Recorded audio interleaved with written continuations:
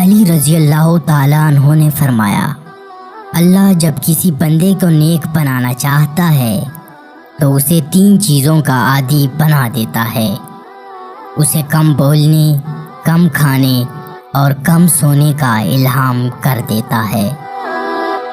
اگر توکل سیکھنا ہے تو پرندوں سے سیکھو کہ وہ جب شام کو واپس آ جاتے ہیں تو ان کی چونچ میں کل کے لیے کوئی دانہ نہیں ہوتا۔ لوگوں کے عیب سے اس طرح غافل ہو جاؤ جیسے تم سوتے وقت دنیا سے غافل ہوتے ہو۔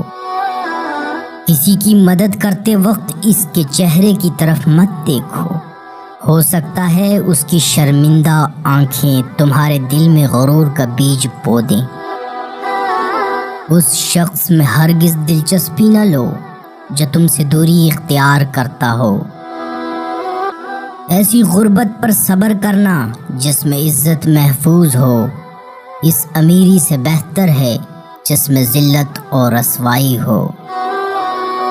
حسد بیماریوں میں سب سے بدترین بیماری ہے۔ حسد نیکیوں کو اس طرح تباہ کر دیتی ہے جس طرح آگ لکڑی کو جلا دیتی ہے۔ جو شخص موت کا منتظر ہے وہ تیزی کے ساتھ نیکیوں کی طرف دوڑتا ہے۔ اگر کوئی تم سے بلائی کی امید رکھے تو اسے مایوس مت کرو، کیونکہ لوگوں کی ضرورت کا تم سے وابستہ ہونا تم پر اللہ کا خاص کرم ہے۔ اگر کوئی آپ کی فکر کرتا ہے تو اس کی قدر کرو، کیونکہ دنیا میں تماشائی زیادہ اور فکر کرنے والے بہت کم ہوتے ہیں۔ زندگی کے ہر موڑ پر صلح کرنا سیکھو، کیونکہ جھکتا وہی ہے جس میں جان ہوتی ہے، اکڑنا تو مردے کی پہچان ہوتی ہے۔ اخلاق ایک دکان ہے اور زبان اس کا تالا ہے۔ تالا کھلتا ہے تو معلوم ہوتا ہے کہ دکان سونے کی ہے یا کوئلے کی۔ بھائیوں کے حقوق ضائع کرنے سے اللہ تعالیٰ اپنی رحمت کے دروازے بند کر دیتا ہے، اور برائی کرنے والے کے ساتھ بلائی کرنا ایمان کے کامل ہونے کی علامت ہے۔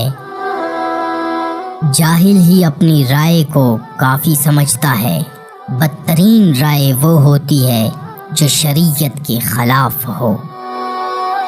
جو شخص یہ جاننا چاہتا ہو کہ اللہ تعالیٰ کے نزدیک اس کی کیا قدر و منزلت ہے تو اسے دیکھنا چاہیے کہ گناہ کا ارتکاب کرتے وقت اللہ کی کیا قدر و منزلت ہے۔